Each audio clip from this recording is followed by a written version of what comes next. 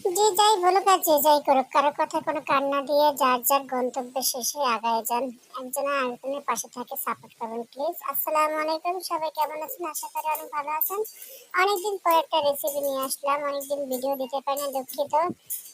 আমার সন্তান ছোট, তাই কাজ করতে সমস্যা হয়, যার কারণে আমি ভিডিও দিতে পারি না। যাই হোক, আজকে আমি তালের বড়া নিয়ে আসলাম। তালের এই সিজনে অনেকে তালের পিঠা খায়, কেউ তালে ভাপা পিঠা খায়, কেউ তালে গুলগুলে খায়।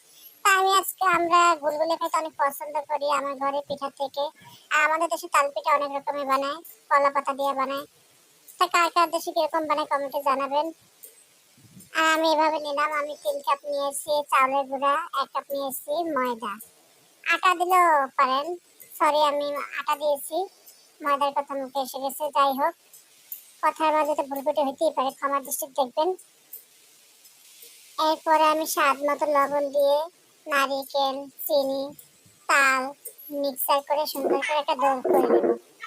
আর আপনারা জানেন যে অনেকেই কমেন্ট করে, ভিডিও পুরোটা না দেখে চলে যায়, কমেন্ট করে চলে যায়, পুরো ভিডিও দেখেন না। এতে অনেকে চ্যানেলের ক্ষতি হয়, বুঝছেন? এরকম করবেন না।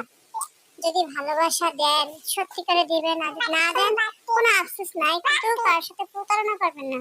এই দেখেন বয়স দিতেছে, তার ভিতরে আমার মেয়ে অনেক দুষ্টামি করতেছে। তা যাই হোক, অনেকদিন পর ভিডিওটা দেখলাম, ছাড়লাম। স্কিপ না করে পুরো ভিডিওটা দেখবেন, আর ভালোবেসে বন্ধু হয়ে লাইক কমেন্ট শেয়ার করে সাবস্ক্রাইব করে পাশে থাকবেন। আর আরেকটা কথা, কথার মাঝখানে অনেক সময় থেমে যায়, অনেক সময় কথা স্পষ্টভাবে আসে না, কারণ সবাই তার গুছিয়ে কথা বলতে পারে না। কিভাবে যে গুছিয়ে কথা বলে, কিভাবে যে করে, সবাই তার সবার দ্বারা হয় না। অনেকে ইউটিউবে দেখি এত দ্রুত কথা বলে, এত স্পষ্ট কথা বলে, যা মানে বলার বাহিরে। ওদের সাথে তার আমরা পারবো না। যাই হোক, দুটা আমি বেশি পাতলাও করবো না, ঘনও করবো না, এরকম ভাবে করে কিছুক্ষণ রেখে দিব, যাতে আমি এটা শুকনো চালের গুঁড়ি তো, যাতে একটু ভিজে একটু ফুলে। তারপরে এরপর আস্তে আস্তে আমি চুলা তেল বসাইয়া গরম করে নিচ্ছি। নেওয়ার পরে আমি এবার হাতের সাহায্যে গোল গোল করে দিয়ে দেব।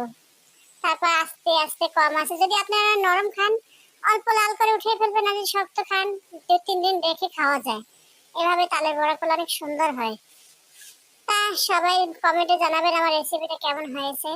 আর ভালো লাগলে অবশ্যই লাইক কমেন্ট শেয়ার করে সাবস্ক্রাইব করে পাশে থাকবেন। আর দোয়া করবেন যাতে আমি প্রতিনিয়ত আপনাদের পাশে থাকতে পারি, আপনাদেরকেও সাপোর্ট করতে পারি। দেখছেন কি দুষ্ট, এমন দুষ্ট পোলা পারলে আর কিছু করণ যায় কোন। যাক, এভাবে লাল লাল করে ভেজে তারপর উঠিয়ে ফেলবো। তো সবাই ভালো থাকবেন, অবশ্যই কেমন হয়েছে কমেন্টে জানাবেন। আজকে এই পর্যন্তই, সবাই ভালো থাকবেন, আল্লাহ হাফেজ, আসসালামু আলাইকুম।